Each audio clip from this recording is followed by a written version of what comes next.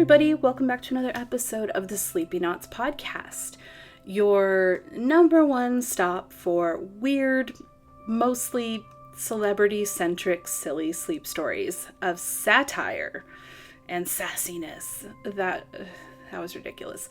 I'm in a very weird mood. I have had very little sleep, but that's what happens when you have a 2-year-old. I'm excited. We've got one Halloween story left after this. But this week's story is going to be, I'm particularly proud of it because I managed to put not one, but 2 of my favorite cryptids into it. So everybody, as usual, go ahead and take a deep breath. Forget the worries of the world. Find a place where you can be comfortable. Close your eyes and get ready to lose yourself in this week's sleep story, which is called Bigfoot, a Snowbird's Journey.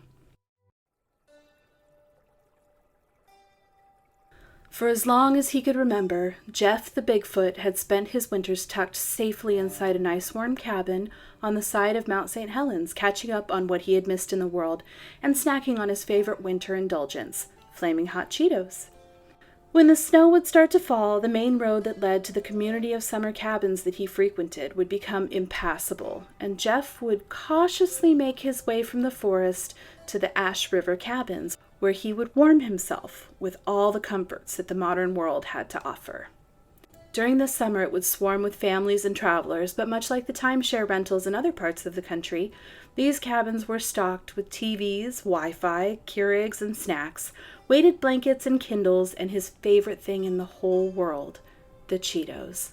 He would pass the cold months like a sultan, and when the spring winds would come and warm the snow into slush, he would make his way back to his summer spot where he could swim and bask in the sun. Whoever said that being a Sasquatch was rough did not have this little slice of heaven that was Mount St. Helens. Since he had his pick of the cabins, he would peek in each window, checking to see who had stocked their cabin the best, and when he chose, he would make a nest and settle in. This year it was a tie between Cabin 2 and Cabin 11, but since Cabin 11 had a back door that put him right next to his favorite dirt hole that he used as a toilet, he went with number 11. The cabins were equipped with toilets, but, the toilets are tiny for a Bigfoot. He wiped his feet on the mat and brought a few logs in for the wood stove. He had already flipped on the main electrical switch and watched the Wi-Fi router come to life. He started a fire and settled in with the remote. He was in luck this year because there on the table was an iPad. This was finally his year. He had promised himself that when he got the chance, he would dive into the world of podcasts and really educate himself. He had been hearing the buzz on Serial in the news for years now and was ready to dive into the story of Heyman Lee and Adnan Syed. This was going to be a good winter. He could feel it in his sore bones. Now that he was getting into his 80s, he was starting to get arthritis, but since Sasquatches don't age like humans, he had at least another 80 years before he was going to have to start taking better care of his knees and not jumping from so high up in the trees to land, boom, on the ground and scare away humans. He was comforted knowing that most of the cabins were well stocked with joint supplements for when the time came. Now, these were not just any cabins. These were the cabins of Bill Gates and LeBron James. These were cabins for celebrities who could afford it, and had Susan not broken up with him last summer, he would have enjoyed this with her this year. But she said she wanted a partner that could provide all year round, not just in the winter, and with that, she stormed off and hooked up with Dennis. Dennis had a nest in a tree and smelled like piss, a smell that Susan had called a sexy musk. Jeff rolled his eyes thinking about it now. He was definitely more of a Scott Disick than a Bear Grylls, and he was fine with that. He just needed to find his own Kourtney Kardashian. As he powered on the iPad and licked the flaming Cheeto dust from his thick, hairy thumbs, he was excited at the thought of learning all he could about the human justice system and true crime, a subject he had long yearned to do a deep dive into, but Susan had said it was a waste of time since they would never be subject to the laws of humans. What the hell does she know?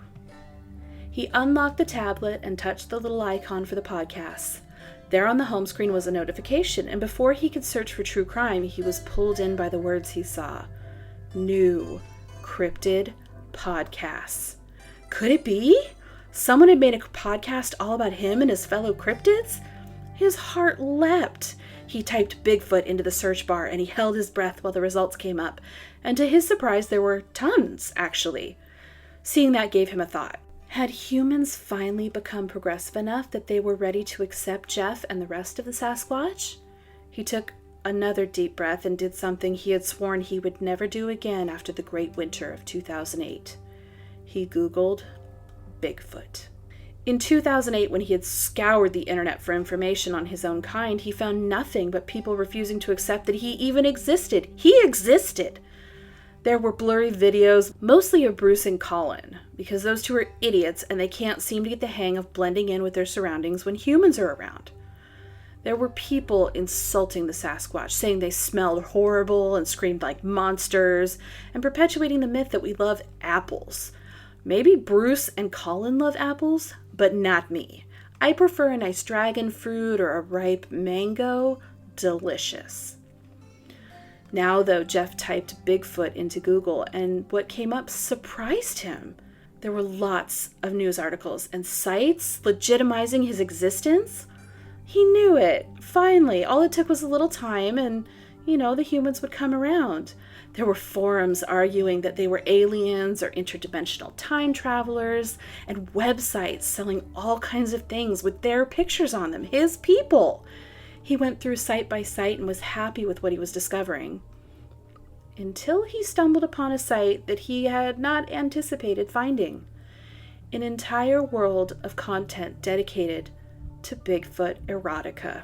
He clicked on a story thinking it might be an erotica written for him, but it didn't take long for him to discover it was erotica written about him. His stomach turned.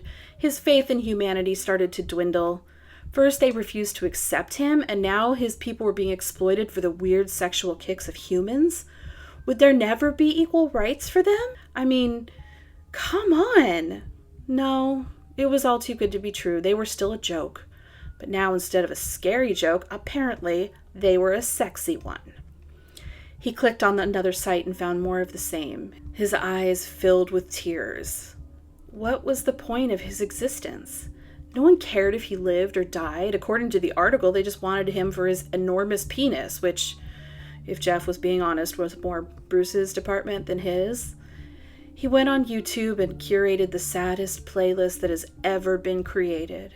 He blasted it at top volume and laid on the floor of the cabin on his back, sobbing. This existential crisis was quickly pushing him towards shutting the flue on the wood stove and just heading for that big mountain in the sky. As Harry Nelson's I Can't Live blasted through the Bluetooth speakers, he wailed along in despair. I can't live. I can't give anymore. As the crescendo of the song wound down, he flung the door open and wandered out into the snow-filled forest. He wept loudly and without shame as he charged aimlessly through the trees until he tripped over a log that was hidden by a snowbank, and when he fell, he simply stayed put without the strength to rise again. "This is it. This is where I die," he said out loud, and closed his eyes, waiting for the snow and the cold to take him. Hey, sorry to interrupt, but are you okay? Jeff heard a voice and looked around, trying to figure out where it was coming from. He scanned the trees until he spotted a pair of red eyes gazing at him. "Who are you?" he asked, and he wiped the snot from his furry nose. "The name's Beatrice. I'm a Mothman. Well, like a moth lady, but it's like the ladybug, where even if they're male, they're still ladies. Same thing, but opposite. Whatever, you know what I mean," she said as she unfurled her huge set of black wings and hovered 2 feet above the ground. "What are you doing here? Are you an alien, or you only live in Michigan or something?" "It's a long story."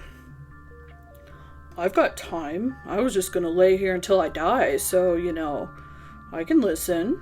"What happened?" asked Bernice. "I Googled Bigfoot and saw my entire species as a joke, and I lost all the will to live. What about you?" "I found out that humans can't decide if I'm a cryptid or an alien. Just ask me, I'll tell you. But no, they think I'm a demon monster. I'm not a demon." They mock us. They demonize us, literally. I don't know what the point of life is. I came on a soul-searching journey to try and figure out the point of my life, but so far I haven't found anything. I was hoping for like an eat, pray, love style awakening, but so far all I've had is a get lost, get cold, get more depressed kind of a journey, she said. Well, you can lay down here next to me if you want. There's room for 2 in my snow tomb, Jeff lamented. She giggled. Oh, okay. Thanks. With one swoop, she was on the ground next to him. Hey, I've got a place up the road a bit. Have you ever had flaming hot Cheetos? What is a flaming hot Cheeto? Only the best snack this side of the Mississippi, he said, the joy coming back into his voice. The pair made their way back to cabin 11 and spent the night snacking and talking and watching TV. You can, stay the winter with me if you want. I mean, you don't have to if you have, other plans or an Airbnb booked. I don't. I mean, yes, I want to stay. I don't have other plans. And the two spent the next 2 months laughing and singing 70s songs and snacking until one night by the fire, Jeff leaned over and finally tried to kiss Bernice. She pulled back. I really like you, Jeff, but I have to tell you something. He was embarrassed. I'm sorry, I shouldn't have done that, he said, clamping both his giant hands over his face to hide his shame. No, it's not that. It's just I don't know if I can do what you're thinking about doing. I mean, I'm like a cryptid. It's okay. I have an idea. Hand me the iPad and I'm going to read you a little story and we'll see where the night takes us. The end. So, yeah, Bigfoot erotica is a real thing. Feel free to Google it. It's unsettling and terrible. I learned all about it from creepypasta episodes of last podcast on the left. It's terrible. Apparently, it's a thing that keeps coming back into the mainstream news. And I shouldn't say it's terrible. If it's your thing, it's totally fine. It's just not my thing. So, anyway, you can go ahead and follow me on Instagram or Twitter at Erin Potter Plow. I'm also getting ready to I'm working on my website, and my book release is chugging closer and closer with every day. I'll have more information on that coming up soon. And like I said before, times are crazy. Put aside a little bit of time for yourself to just decompress. We all deserve that. I spent way too much of my time yesterday watching Totoro on HBO Max and cross-stitching. That's what I do to decompress, and it's great, but now I have weird old lady cross-stitch related injuries in my shoulders, and that's not super great, but it helped with my stress levels. So if you have a thing where you can do it, sit down and do it while you're listening to me or another podcast or whatever. Anyway, find your joy. So, I hope everybody's hanging in, and until next time, sleep well.